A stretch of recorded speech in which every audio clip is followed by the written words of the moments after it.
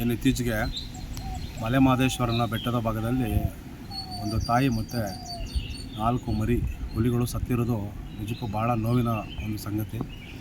ಇವತ್ತು ನಮ್ಮ ದೇಶದ ಪ್ರಾಣಿ ರಾಜ್ಯದ ನಂಬರ್ 2ನಲ್ಲಿ ಸ್ಥಾನದಲ್ಲಿರ್ತಕ್ಕಂಥ ಪ್ರಾಣಿ ಹುಲಿ.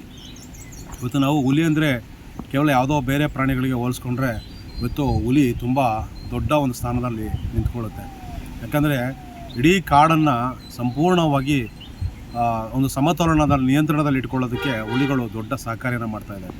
ಇವತ್ತು ಹುಲಿಗಳನ್ನು ಈ ಒಂದು ಸಾವಿಗೆ ಮೂಲ ಕಾರಣ ಯಾರು ಅಂತ ಹುಡುಕ್ತಾ ಹೋದರೆ ಅರಣ್ಯ ಇಲಾಖೆಯ ಬೇಜವಾಬ್ದಾರಿತನ ಅಂತ ಹೇಳೋಕ್ಕೆ ಇಷ್ಟಪಡ್ತೀನಿ. ಭಾಳಷ್ಟು ಬೇಜವಾಬ್ದಾರಿತನದಿಂದ ಇವತ್ತು ಕಾರ್ಯನಿರ್ವಹಿಸ್ತಾ ಇದ್ದಾರೆ. ಇವತ್ತು ಮಲೆಮಹದೇಶ್ವರನ ಬೆಟ್ಟ ಭಾಗದಲ್ಲಿ ಭಾಳಷ್ಟು ಹುಲಿಗಳಿದಾವೆ ಅಂತ ಎಲ್ರಿಗೂ ಗೊತ್ತು. ಯಾಕೆ ಅದನ್ನು ಟೈಗರ್ ರಿಸರ್ವ್ ಅಂತ ಮಾಡಿ ಅದಕ್ಕೆ ಯಾಕೆ ನೀವು ಒಂದು ಸಪ್ರೇಟಾಗಿ ಅದನ್ನು ನಾವು ಟೈಗರ್ ರಿಸರ್ವ್ ಅಂತ ಮಾಡಬಾರ್ದು? ಇದಕ್ಕೆ ಕೇಂದ್ರ ಸರ್ಕಾರ ಕೂಡ 60% ಅನುದಾನ ಕೊಡುತ್ತೆ, ರಾಜ್ಯ ಸರ್ಕಾರ 40% ಅನುದಾನ ಇಟ್ಟು ಹುಲಿಯ ಸಂರಕ್ಷಣೆಗೆ ನಾವು ಒಂದು ಹೊಸ ಯೋಜನೆಗಳನ್ನು ಜಾರಿ ಮಾಡ್ಬೋದು, ಹುಲಿನ ರಕ್ಷಣೆ ಮಾಡ್ಬೋದು. ಇವತ್ತು ಹುಲಿಗಳು ಇಲ್ಲದೆ ಹೋದರೆ ಇವತ್ತು ಕಾಡಿಲ್ಲದೆ ಹೋದರೆ ಇವತ್ತು ಭಾಳಷ್ಟು ನೀರಿಗೆ ಕಷ್ಟ ಆಗುತ್ತೆ. ಕಾಡುಗಳಿಂದಲೇ ಇವತ್ತು ನೀರಿಗೆ ನಾವೆಲ್ಲ ಕುಡಿಯೋಕ್ಕೆ ಕಾರಣ ಆಗಿದ್ದೀವಿ. ಇವತ್ತು ಹುಲಿಗಳ ಸಾವಿಗೆ ಯಾರು ಕಾರಣ ಅಂತ ಹುಡುಕಿದಾಗ ಇವತ್ತು 3 ಜನನ ಪೊಲೀಸ್ನವರು ಆರೋಪಿಗಳನ್ನ ಅರೆಸ್ಟ್ ಮಾಡಿದ್ದಾರೆ. ಬಟ್ ಮೇಲ್ನೋಟಕ್ಕೆ ಏನು ಅಂತ ನಿಜಕ್ಕೂ ಗೊತ್ತಾಗ್ತಾಯಿಲ್ಲ. ಹುಲಿಗೆ ವಿಷ ಬಿಟ್ಟು ಹಸುಗೆ ವಿಷ ಬಿಟ್ಟು ಹುಲಿಯನ್ನು ಸಾಯಿಸ್ತಾರೆ ಅಂದರೆ ಇವತ್ತು ಯಾವ ಮಟ್ಟದಲ್ಲಿ ನಾವು ಇದ್ದೀವಿ ಅಂತ. ಯಾಕಂದರೆ ಆ ಹುಲಿಗಳು ಮನುಷ್ಯನಿರೋ ಜಾಗಕ್ಕೆ ಬಂದಿಲ್ಲ. ಹುಲಿ ಇರತಕ್ಕಂಥ ಜಾಗಕ್ಕೆ ಮನುಷ್ಯರು ಹೋಗ್ತಾರೆ ಅಂದರೆ ಇಲಾಖೆ ಏನು ಮಾಡ್ತಾರೆ, ಯಾವ ರೀತಿ ನಿಗಾ ವಹಿಸ್ತಾ ಇದ್ದಾರೆ? ಅಲ್ಲಿ ಅರಣ್ಯ ಇಲಾಖೆಯವರ ಬೇಜವಾಬ್ದಾರಿ ಎದ್ದು ಕಾಣಿಸ್ತಾ ಇದೆ. ಇವತ್ತು ಒಬ್ಬ RF ಫೋನ್ ಮಾಡಿದ್ರೆ ಸರಿಯಾದ ರೆಸ್ಪಾನ್ಸ್ ಮಾಡಲ್ಲ. ಇನ್ನು CCF ಇವರು DCFಗಳು IFSಗಳು ರೆಸ್ಪಾನ್ಸ್ ಮಾಡ್ತಾರೆ.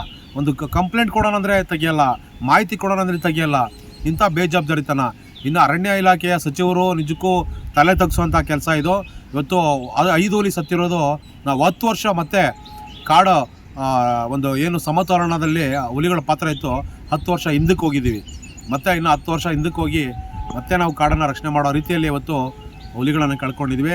ಇನ್ನಾದರೂ ಇದಕ್ಕೊಂದು ದೊಡ್ಡ ಪಾಠ ಆಗಬೇಕು ಇಲಾಖೆಯವ್ರಿಗೆ. ಇನ್ನಾದರೂ ಮುಂದಿನ ದಿನಗಳಲ್ಲಿ ಯಾವುದೇ ಪ್ರಾಣಿಗಳಿಗೆ ಸಾವು ನೋವಾಗದ ರೀತಿಯಲ್ಲಿ ರಕ್ಷಣೆ ಮಾಡಬೇಕು. ಕೇವಲ ಹುಲಿ ಒಂದೇ ಅಲ್ಲ, ಇದೇ ಥರ ಕಳ್ಳಬೇಟೆಗಳು, ಕಾಡಲ್ಲಿ ಆನೆ ದಂತಗಳು, ದಂತಚೋರರು. ಈಗ ವೀರಪ್ಪನ್ನು ಸತ್ತೋಗ್ಬಿಟ್ಟು ಆದಮೇಲೆ ಮರಿ ವೀರಪ್ಪನವ್ರು ಇಲ್ಲ ಅಂತೇನಿಲ್ಲ. ಇವತ್ತು ಮರಿ ವೀರಪ್ಪನವ್ರು ಕಾರ್ಯನಿರ್ವಹಿಸ್ತಾ ಇದ್ದಾರೆ.